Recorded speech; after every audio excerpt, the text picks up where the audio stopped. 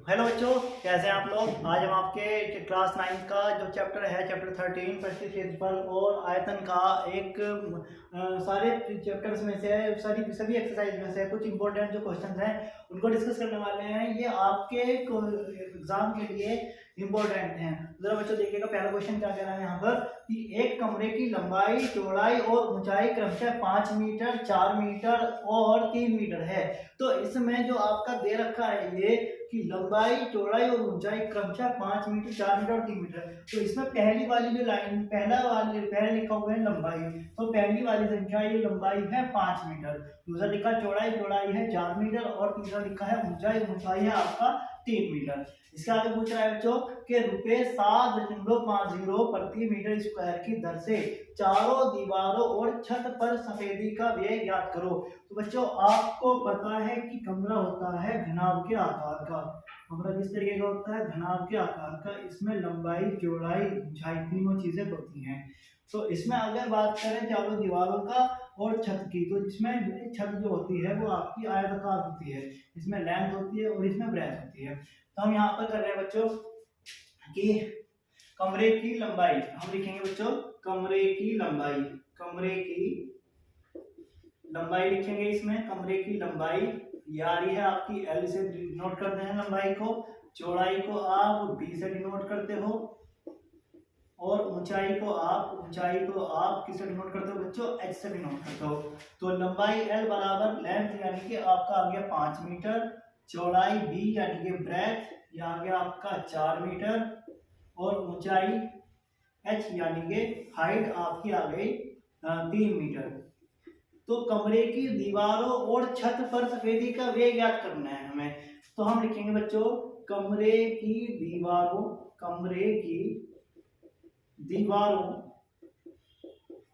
और छत का क्षेत्रफल। बच्चों कमरे की दीवारों का जो क्षेत्रफल का सूत्र होता है वो होता है 2 ब्रैकेट L + B × H। और छत का बारे में क्या बताया आपको कि जो छत होती है, छत वो है आपकी आयताकार। तो इसमें आप आयत का क्षेत्रफल का सूत्र लगा दो, वो क्या होता है? लंबाई गुणा चौड़ाई यानी कि L × B। अब आप यहाँ से वैल्यू रखो बच्चों, 2 ब्रैकेट L का वैल्यू रख दो आप 5 प्लस B का वैल्यू रख दो आप 4, मल्टीप्लाई का निशान लगा दो, जिनके बीच में कोई निशान नहीं होता मल्टीप्लाई का निशान आता है। H की जगह पर रख दो आप 3 प्लस L की जगह पर रख दो आप 5, जिनके बीच में कोई निशान नहीं मल्टीप्लाई का निशान, B की जगह पर रख दो आप 4। ठीक है बच्चों, तो ये आ गया आपका 2, जिनके बीच में कोई निशान नहीं मल्टीप्लाई का निशान लगा तो 5 और 4 कितना हो गया? 9 गुणा 3 प्लस 5 चौक कितना हो गया बच्चों? 20। ये आ गया आपका 2 × 18, 18 54 प्लस 20 बराबर 54 और 20 कितना हो गया आपके? 74। इसका आ गया मीटर स्क्वायर। आपको बता रखा है कि क्षेत्रफल जो आता है वो हमेशा मीटर स्क्वायर में आता है। तो यहाँ पर देखोगे बच्चों कि लिखा हुआ है कि ₹7.50 प्रति मीटर स्क्वायर। प्रति मीटर स्क्वायर का मतलब है 1 मीटर स्क्वायर का जो खर्चा है वो ₹7.50 है, ₹7.50 है। तो यहाँ पर आप क्या करो, ये किस तरीके से लिखो बच्चों आप कि 1 मीटर स्क्वायर पर सफेदी पेंट पर सफेदी का व्यय सफेदी कहते हैं या पेंट कहते हैं, आप क्वेश्चन में देख लेना आपके बुक में लिखा हुआ हो। 1 मीटर स्क्वायर पर सफेदी का व्यय आपका हो गया ₹7.50। ठीक है, और हमें कितने पर निकालना है? जितना हमारा निकल के आया, यह है हमारा 74 मीटर स्क्वायर पर सफेदी का व्यय। अब क्या कर दोगे? ₹7.50 की मल्टीप्लाई कर दोगे आप, किसमें कर दोगे आप? 74 में। तो यह आपका मल्टीप्लाई करके आ जाएगा बच्चों 555.00। दशमलव के बाद 0 का कोई मान नहीं होता, तो इसे आप लिख दे इस तरीके से ₹555। तो इसका उत्तर क्या आ गया बच्चों आपका? ₹555। आपको समझ में आया होगा, आप इसे नोट कर लीजिए।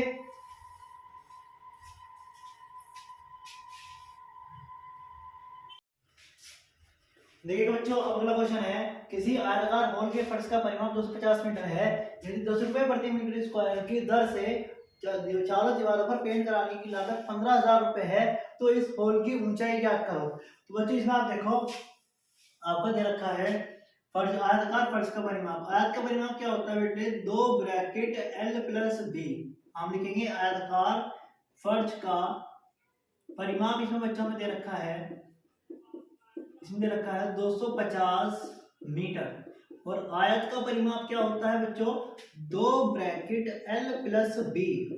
2 ब्रैकेट L प्लस B ये किसके बराबर हो गया बच्चों, 250 मीटर के बराबर हो जाएगी। आपका ये हो गया समीकरण नंबर 1। अब इसमें आपका आगे दे रखा है कि 10 रुपए प्रति मीटर स्क्वायर की दर से चार दीवार पर पेंट कराने की लागत 15,000 दे रखी है। तो बच्चों इसमें दर कितनी दे रखी है, दर दे रखी है इसमें बच्चों ये दे रखी है 10 रुपए प्रति मीटर स्क्वायर, ठीक है। और इसमें लागत कितनी दे रखी है, लागत बच्चों इसमें दे रखी है 15,000 रुपए।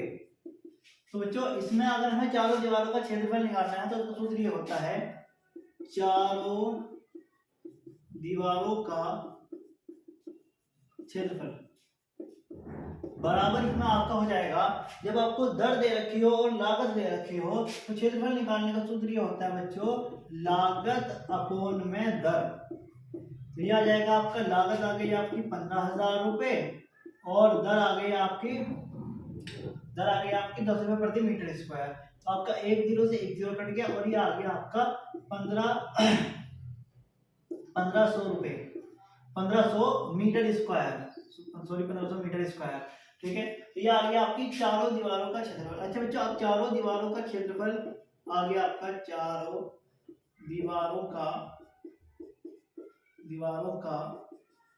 क्षेत्रफल हो गया आपका, यह हो गया आपका 1500 मीटर स्क्वायर। इसमें आपको क्या ज्ञात करना है, इसमें आपको इस होल की ऊंचाई ज्ञात करनी है, मतलब h का मान ज्ञात करना है। तो चारों दीवारों के क्षेत्रफल का सूत्र लगा देंगे बच्चे, यहाँ पर 2 bracket L plus B into H बराबर 1500। अब आप यहाँ से देखेंगे समीकरण 1 से, 2 ब्रैकेट L प्लस B यानी कि इतना जो है 2 ब्रैकेट L प्लस B उसका मान है 250। तो आप 2 ब्रैकेट L प्लस B की जगह पर रख दो, आप इसका मान कितना आ गया बच्चों 250 और जिसके बीच में निशान गुणा का निशान H आपको निकालना है, ये ऐसा का ऐसा ही। तो ये आ गया आपका 1500 मीटर स्क्वायर, 1500 मीटर स्क्वायर। तो यहाँ पर h जो है आपका h बराबर 1500, इधर आपका गुणा में 250, इधर आपका बटे में 250 आ जाएगा ये, और एक जीरो से एक जीरो कट गया, 25 छिक्का आपका आ गया 150। तो h बराबर आ गया आपका 6 मीटर, यह आ गया आपका आंसर। नोट कर लीजिएगा बच्चों।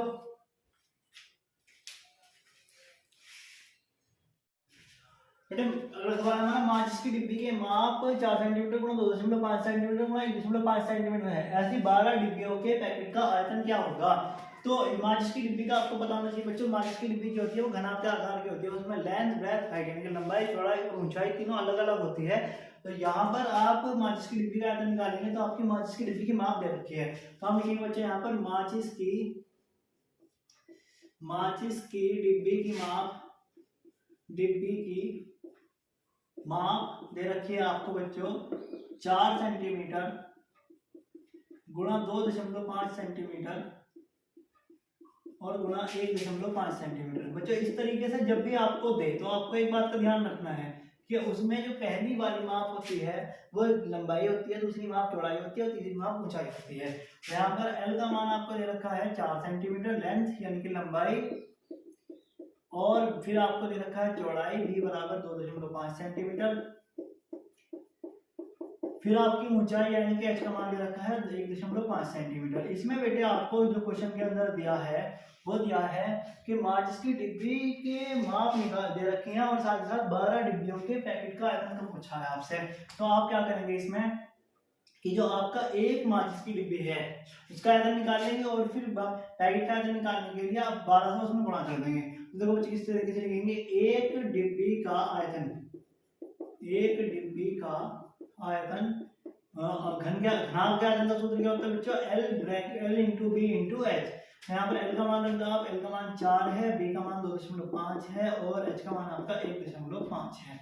यहाँ पर आपका आगे 25 चौका 100 आगे एक अंक के बाद गुणा 1.5 दशमलव के बाद 0 कोई मान नहीं होता, 100 की 15 में से गुणा कर दो आप, 1500 आ जाएगा आपका, ठीक है। और दशमलव एक अंक यहाँ पर, एक अंक यहाँ पर, तो दशमलव दिया कि 2 अंक के बाद, दशमलव के बाद 0 कोई मान नहीं होता, तो यहाँ आ गया आपका 15 सेंटीमीटर क्यूब। क्यूब किसी भी चीज, किसी भी शेप का, किसी भी का भी निकालो आप, उसका जो आंसर आता है आपका वो यूनिट क्यूब में आता है। जो भी उसके अंदर यूनिट दे रखी है, मीटर दे रखी है तो मीटर क्यूब, सेंटीमीटर दे रखी है सेंटीमीटर क्यूब।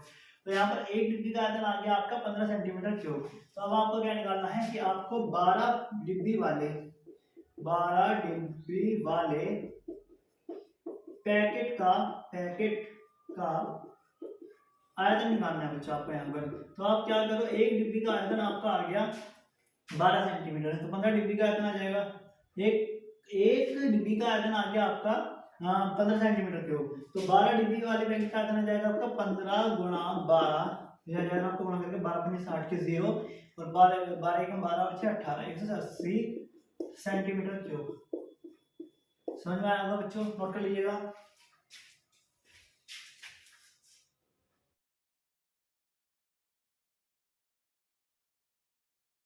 देखिएगा बच्चों, अगला क्वेश्चन है हमारे सामने, एक अर्धगोलाकार टंकी 1 सेंटीमीटर मोटी लोहे की चादर से बनी है। यदि इसकी आंतरिक त्रिज्या 10 मीटर है, 1 मीटर है, तो टंकी को बनाने में लगे लोहे का आयतन ज्ञात कीजिए। बच्चों इसमें एक अर्धगोलाकार टंकी दे रखी है आपको, अर्धगोलाकार टंकी दे रखी है, और इसकी जो आंतरिक त्रिज्या है, और जो इसकी आंतरिक त्रिज्या है वो आपको 1 मीटर दे रखी है, 1 मीटर दे रखी है, और इसके बाहर की तरफ जो है 1 सेंटीमीटर मोटी लोहे की चादर लगी हुई है। तो यहाँ पर अब ये 1 सेंटीमीटर मोटी लोहे की चादर लगी हुई है, 1 सेंटीमीटर मोटी लोहे की चादर। तो इसमें जो इसकी आंतरिक त्रिज्या तो बची हो गई आपकी 1 मीटर, और जो इसकी बाह्य त्रिज्या हो गई वो इस सारे को जोड़कर, ये 1 मीटर और 1 सेंटीमीटर को सारे को जोड़कर आपकी जो हो गई, ये हो गई आपकी 1 मीटर और 1 सेंटीमीटर आपकी क्या हो गई, ये बाह्य त्रिज्या हो गई। तो हम इसे किस तरीके से लिखेंगे बच्चों, हम इसे इस तरीके से लिखेंगे कि टंकी की आंतरिक त्रिज्या, टंकी की आंतरिक त्रिज्या इसे लिख दो आप, ये दे रखा है बेटे आपका 1 मीटर, इसे आप शो कर दो बेटे आर से, स्मॉल आर से इसे आप शो कर दो, त्रिज्या को आर से शो करते हैं तो 1 मीटर। इसमें अब आगे रखा है बेटे टंकी की लोहे की चादर की मोटाई, तो चादर की मोटाई लिख दो आप, चादर की मोटाई लिख दो आप, जो आपकी दे रखी है 1 सेंटीमीटर। कितना दे रखा है बच्चों, 1 सेंटीमीटर दिया हुआ है। तो टंकी की भाई इसे सेंटीमीटर को आप बदल दो मीटर के अंदर, तो सेंटीमीटर को मीटर में बदलने के लिए आपको 100 से बात करनी पड़ेगी। मीटर में क्यों बदल रहे हैं, क्योंकि जो आंतरिक त्रिज्या दे रखी है वो पहले से मीटर में दे रखी है, तो 1/100 मीटर आ गया आपका यहाँ पर, और इसे भाग करोगे आपका आ जाएगा 0.01 मीटर। अब क्या करो, अब लिख दो आप टंकी की बाह्य त्रिज्या, टंकी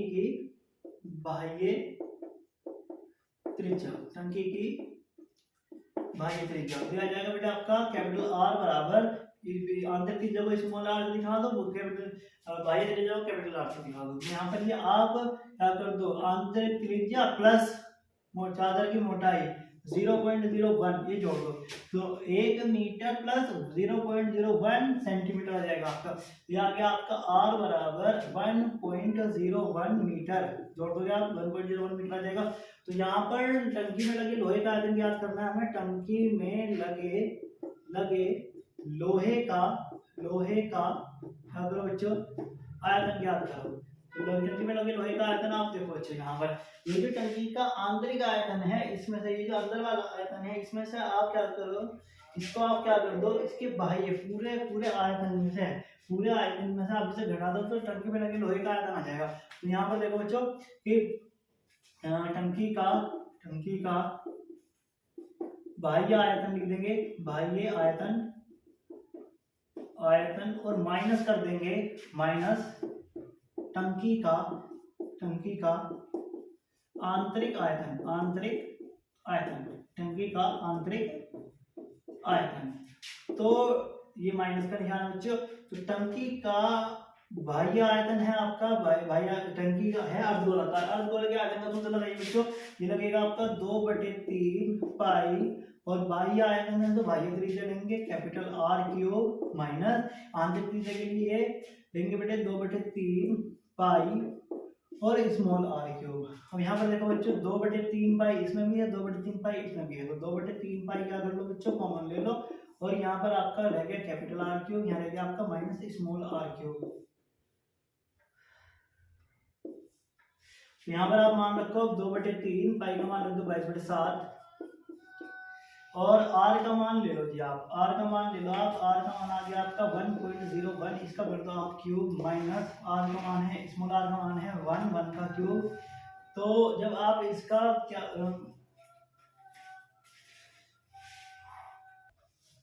तो बच्चे जब आप इसको गुणा करेंगे तो यह आ जाएगा आपका 2/3 और गुणा 22/7, और आप क्या करो इसमें 1.01 का क्या कर लो आप क्यूब कर लो, दिया जाएगा आपका 1030301, और ये दशमलव दिया गया आपकी 6 अंक के बाद 1 2 3 4 5 6, यहाँ आ जाएगा दशमलव आपका, और -1 का क्यूब बेटा जाएगा आपका 1, तो यहाँ पर दिया जाएगा आपका 2/3 गुणा 22/7, और गुणा कर देंगे बच्चे इसमें आप गुणा कर दो आप इसमें सॉरी घटा दो इसमें आप 1.030303 में से घटाएंगे तो आपका जाएगा 0.030301, और अब आप क्या करो इसमें 3 से भाग कर दो बच्चों, तो यह जाएगा तुम्हारा 0.03 0.3 कुछ इस तरीके से जाएगा आपका, ठीक है। तो अब आपका क्या कर लो 22 44 और गुणा आपका बटे में 7 गुणा यह जाएगा आपका 0.0101, हाँ इसकी गुणा करो आप 44 की इसमें, तो यह जाएगा आपका नंबर से यहाँ कर रहा हूँ मैं, ध्यान से देखेंगे, तो यह जाएगा 44 का 0 में 0 आ जाएगा, 44 की 44 से 44 आ जाएगा, क्योंकि आगे 0 दे रखा है, फिर 44 से 44, तो यहाँ पर ये आपका जाएगा 0.0 कितना नंबर दशमलव है 1 2 3 4 5 1 2 3 4 5 का दशमलव है, तो ये आ जाएगा आपका, तो ये अब अपॉन में 7, जब आप इसे 7 से भाग करोगे तो यह जाएगा आपका 7 6 42, ये दशमलव पहले 0.0 7 6 42, और 2 बचेंगे 24 हो गए 7 के 21, और 3 बचेंगे 34 हो गए 7 चौके 28, और यहाँ पर आपके बचेंगे 6 बचेंगे, और इस 8 हो जाएंगे तो आपके 7 8 56, दिया जाएगा 0.06348 इतने सेंटीमीटर क्यूब आपका लोहे में टंकी में लगे लोहे का आयतन आ जाएगा। नोट कर लीजिएगा।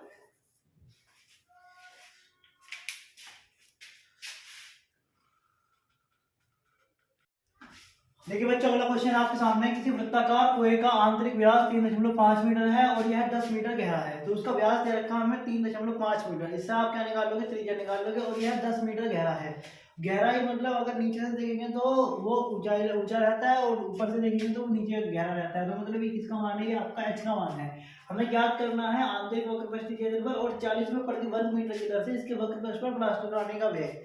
तो देखिएगा इसमें व्यास दे रखा बच्चों, आंतरिक व्यास जो दे रखा है इसका, आंतरिक व्यास इसका दे रखा है बच्चों आपके सामने 3.5 मीटर, 3.5 मीटर। तो इसमें क्या करना है आपको, त्रिज्या निकालो, आप इसकी त्रिज्या कर लो, त्रिज्या r बराबर ये हो जाएगा आपका व्यास बटे 2, व्यास दे रखा है आपका इसमें 3.5, तो r बराबर आ जाएगा 3.5 बटे में 2 इतना मीटर, और इसकी गहराई दे रखी है, गहराई दे रखी है इसकी, ये दे रखी है h बराबर आपकी 10 मीटर। तो इसमें आप देख रहे होंगे बच्चों कि ये जो वृत्ताकार कुआं है, कुआं किस टाइप का होता है, कुआं बेटे इस शेप का होता है, ये आपका कुआं जो है आपका बेलन के आकार का होता है। तो आप इस तरीके से लिखेंगे इसे कि बेलनाकार कुएं का आंतरिक वक्रपृष्ठ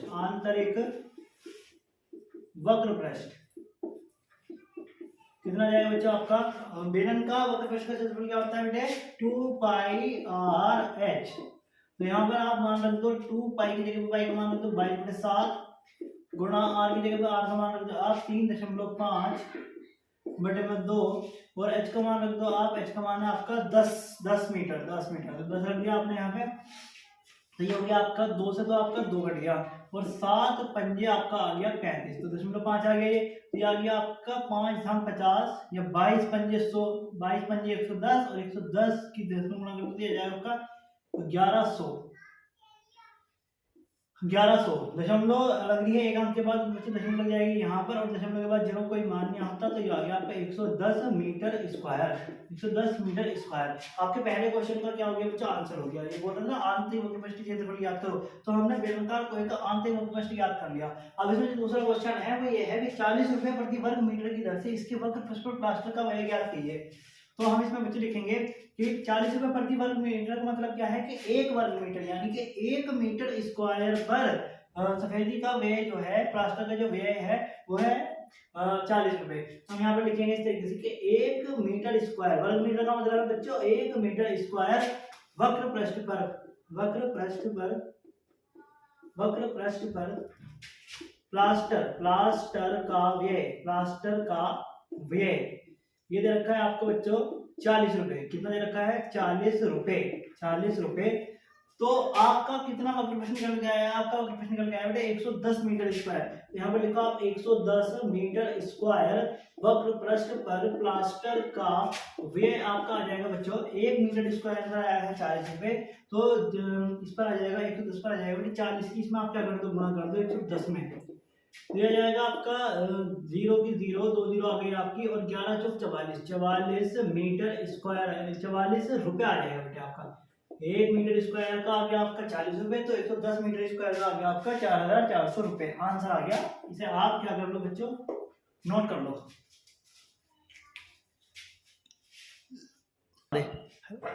हाँ बच्चों अगला क्वेश्चन देखेंगे हम यहाँ पर कि भुजाओं 5 सेंटीमीटर, 12 सेंटीमीटर और 13 सेंटीमीटर वाले एक समकोण त्रिभुज की भुजा 12 सेंटीमीटर के परितः घुमाया जाता है। परितः का मतलब होता है बच्चों चारों ओर। यहाँ पर हमें एक समकोण त्रिभुज दे रखा है, समकोण त्रिभुज दे रखा है, इसमें एक भुजा है हमारी 5 सेंटीमीटर और दूसरी भुजा है हमारी 12 सेंटीमीटर और तीसरी भुजा है हमारी 13 सेंटीमीटर। अब इसमें क्या बोल रहा है बच्चों, इसमें बोल रहा है कि भुजा को एक समकोण त्रिभुज ABC को, ABC त्रिभुज है हमारे पास ABC, और इसमें भुजा को 12 सेंटीमीटर के परितः घुमाया जाता है। तो 12 सेंटीमीटर भुजा के चारों ओर घुमाया जाता है, तो 12 सेंटीमीटर भुजा बच्चे ये भी आपकी, और इसके चारों ओर जब आप इसे घुमाओगे तो ये भुजा यहाँ से ऐसे यू घूम जाएगी, तो मतलब आपका जो चित्र आएगा वो कुछ इस तरीके से आएगा, आपका फिगर निकल के ये आपकी 13 सेंटीमीटर हो जाएगी और ये आपकी 5 सेंटीमीटर हो जाएगी। तो यहाँ पर आप देख रहे होंगे कि इस तरीके से यहाँ पर एक बन गया बच्चों आपका यहाँ पर एक शंकु बन गया इस तरीके से, जिसमें शंकु के आधार की जो त्रिज्या है, आधार की त्रिज्या वो 5 सेंटीमीटर हो गई, और जो शंकु का आपका ऊंचाई जो हो गई, ऊंचाई है उसकी ऊर्ध्वाधर ऊंचाई हो गई 12 सेंटीमीटर। तो त्रिज्या बन गई इसमें प्राप्त ठोस, कैसा ठोस प्राप्त हुआ हमें, शंकु। तो प्राप्त ठोस यानी कि शंकु की त्रिज्या हो गई बच्चों आपके सामने r बराबर आ गया 5 सेंटीमीटर, ठीक है। और यहाँ पर आप देख रहे होंगे कि जो ऊंचाई है, ऊंचाई आ गई आपकी h बराबर 12 सेंटीमीटर। तो इसका क्या करो आप, इसका क्या करो आयतन निकाल लो। तो ठोस यानी कि शंकु का आयतन, ठोस क्वेश्चन के अंदर क्या बोल रहा है, इस प्रकार प्राप्त ठोस का आयतन ज्ञात कीजिए। तो ठोस यानी कि प्राप्त ठोस यानी कि शंकु का आयतन, तो ये है बच्चों आपका 1/3 पाई r स्क्वायर h। तो 1/3 पाई का मान रख दो आप 22/7, और r एक काम करो बच्चों, आप इसको पाई का मान खोलो मत, क्योंकि पाई से ये संख्या नहीं जो कट जाएगी, तो पाई का 1/3 पाई ऐसे ही। और r का मान रख दिया आपने, यहाँ पर रख दिया r का मान 5 है, तो 5 का स्क्वायर गुणा h का मान रख दो आप 12, h का मान आ गया आपका 12, तो 3 चौक आ गया आपका 12, तो यहाँ आ गया 25, 5 के स्क्वायर 25 पाई आ गया आपका, और गुणा 4 ये आ गया आपका 25 चौका 100 पाई, ठीक है बच्चों। इसी तरीके से इसमें जो आपका क्वेश्चन दे रखा है बच्चों कि यदि 5 सेंटीमीटर भुजा के परितः घुमाया जाता है तो बड़े ठोस का आयतन ज्ञात कीजिए। तो यहाँ पर आप देखो कि अगर आप इस वाले त्रिभुज को, समकोण त्रिभुज को आप जो है 5 सेंटीमीटर, ये आपका ABC त्रिभुज है, इसमें आपको 5 सेंटीमीटर दे रखा है ये, ये 13 सेंटीमीटर दे रखा है और ये 12 सेंटीमीटर दे रखा है। अगर आप इसे 5 सेंटीमीटर भुजा के परिधि घुमा दो, यानी कि आप जब इसे यहाँ से ये इस तरीके से घुमाओगे तो ये आपका कुछ इस तरीके का शो करेगा। तो यहाँ पर भी आपका क्या बन जाएगा, एक तरीके का शंकु बन जाएगा यहाँ पर भी आपका। तो जो शंकु का यहाँ पर आधार हो जाएगा, जो आधार हो जाएगा वो हो जाएगा 12 सेंटीमीटर। तो यहाँ पर आधार की त्रिज्या हो जाएगी आपकी, आधार की त्रिज्या आधार की त्रिज्या आ गई आपकी r बराबर 12 सेंटीमीटर आ गई इस बार, 12 सेंटीमीटर। और ये जो शंकु की जो ऊंचाई है, शंकु आपका इस तरीके से बन गया, यहाँ पर अभी तिरछा उल्टा तिरछा बन गया। पहले ये सीधा बना हुआ था और अब यहाँ पर किस तरीके का बन गया, ये इस तरीके का बन गया, खड़ा से थोड़ा लेटा हुआ। तो r बराबर 12 सेंटीमीटर और ऊंचाई जो आ गई इस बार, ऊंचाई आ गई आपकी h बराबर 5 सेंटीमीटर। तो यहाँ पर आप शंकु का आयतन निकालो, प्राप्त ठोस का आयतन, प्राप्त ठोस यानी कि शंकु का आयतन लिख दो आप, शंकु का आयतन। सूत्र लगा दो आप, क्या लगा दो सूत्र, 1/3 पाई r स्क्वायर h, शंकु का आयतन सूत्र होता है 1/3 पाई का ऐसा ही। r का मान रख दो आप, r का मान है आपका 12 का स्क्वायर गुणा 5 का मान है आपका 5। ये आ गया आपका 1/3 पाई गुणा 12 गुणा 12, 12 का स्क्वायर मतलब 12 गुणा 12 लिख दो और गुणा 5 लिख दो आप। तो यहाँ पर आ गया आपका 3 चौक 12 आ गया आपका। ये आ गया आपका 12 चौक 48, 48 पंजा आपका आ जाएगा 240 पाई, इतना सेंटीमीटर क्यूब आ जाएगा आपका। ये भी आपका क्या आ गया 100 पाई सेंटीमीटर क्यूब। आयतन में मतलब आपको आयतन जो आता है वो हमेशा सेंटीमीटर क्यूब यूनिट क्यूब के अंदर आता है। अब इसमें आगे हमसे बोला है तथा दोनों ठोसों के आयतनों का अनुपात भी ज्ञात कीजिए। तो आप इस तरीके से लिख दो कि पहले ठोस का आयतन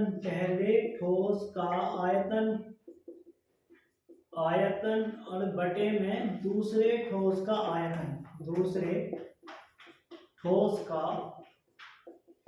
आयतन, तो यहाँ पर आपका पहले ठोस का आयतन आ गया बेटे 100 पाई, लिख दो आप 100 पाई, और दूसरे ठोस का आयतन आ गया बच्चा आपका 240 पाई, 240 पाई।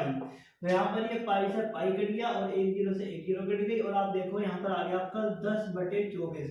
तो ये आपका 2 पंजे 10 और 2 से 12 बार कट गए, तो ये आ गया आपका 5/12, यानी कि आपका आ गया 5:12। ये आपका आंसर आ जाएगा इस तरीके से, नोट कीजिएगा।